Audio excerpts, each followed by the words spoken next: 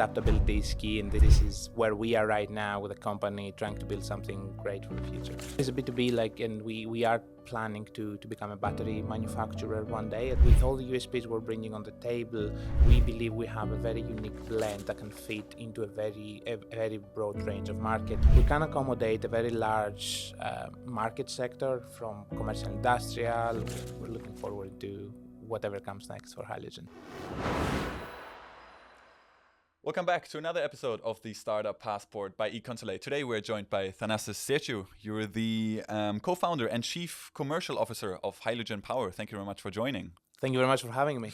You studied in Nottingham and Glasgow, but now you made it to Rotterdam out of all the places. What did you make you end up here? Well, actually, my journey starts a bit earlier. I completed my first degree back home in Greece, then moved in the UK where I thought it's going to be just 1 year. But I guess then life had different plans for me. And here I am 8 years later, still in the UK after being, as you said, Nottingham, Glasgow, now Manchester, where the company is based. And here, to be honest, it started through a collaboration with Port Excel, which it has been an amazing collaboration so far. They saw the value into the company. We got into their accelerator program. And then here we are trying to blend into the Dutch ecosystem, I guess. And you also did a PhD along the way, no? I did do a PhD in Glasgow.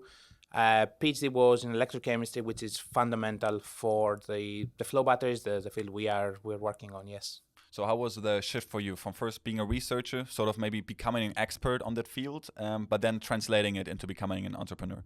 I think it's the most challenging yet fascinating change in my professional career so far.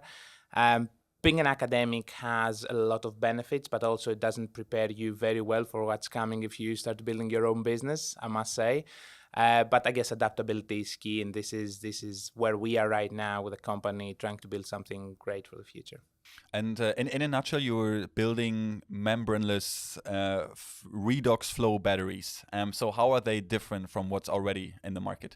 So removing the membrane, which is one of the key components or the main components of the traditional system, introduces a lot of engineering complexity, but the outcome is really transformative. So we're talking about cost efficiency. We're talking about 25 to 30% reduced cost by removing the membrane, simplified system architecture, and also way easier operation, leakage points, etc. So we're talking about a number of benefits we'll try to utilize to bring it to the market.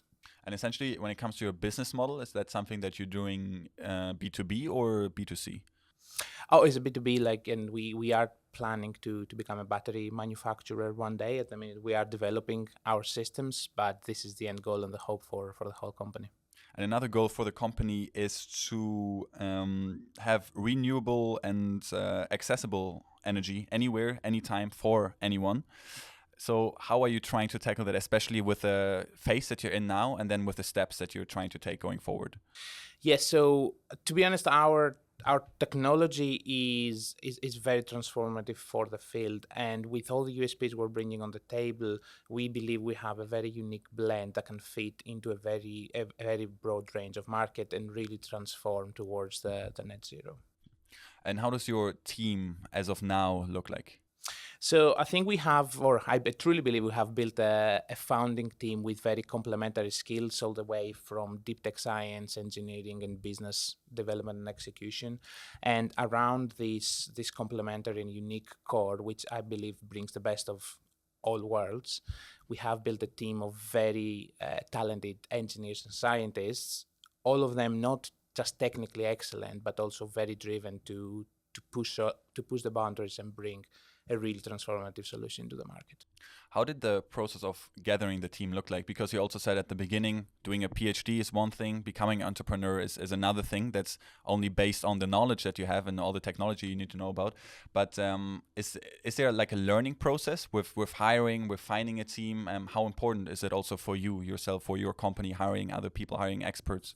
It is definitely a learning curve for us. However, what we did is we brought in experienced people that could help us, first of all, identify the white spots for the team, and then it's a bit of a hit and miss. You start, you building, you identify some more gaps, you bring in more people, and then you slowly developing what is a winning team.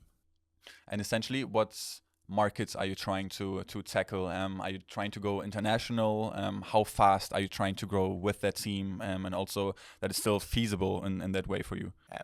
So the one of the main benefits of our technology is that it's truly scalable. We're talking about kilowatt hours, megawatt hours, gigawatt hours installation. So we can accommodate a very large market sector from commercial industrial. We're talking about utilities, transportation hubs.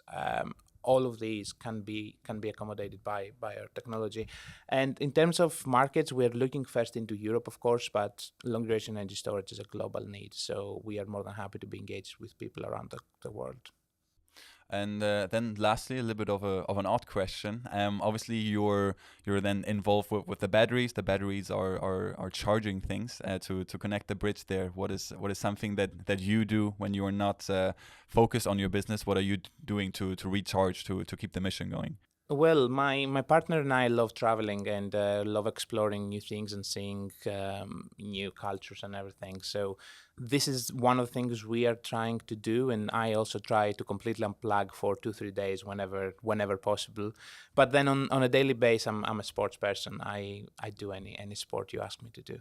And for now, this is all based in Rotterdam. So this is where your new home base is as well. No, we are looking into expanding into Rotterdam or into, let's say, again in the general Dutch ecosystem. But I mean, we're based in the UK in Manchester, but we're looking forward to whatever comes next for HalioGen. There we go, and you already made the first steps for that. So good luck on the journey, and thank you even more for joining the podcast today. Thank you so much.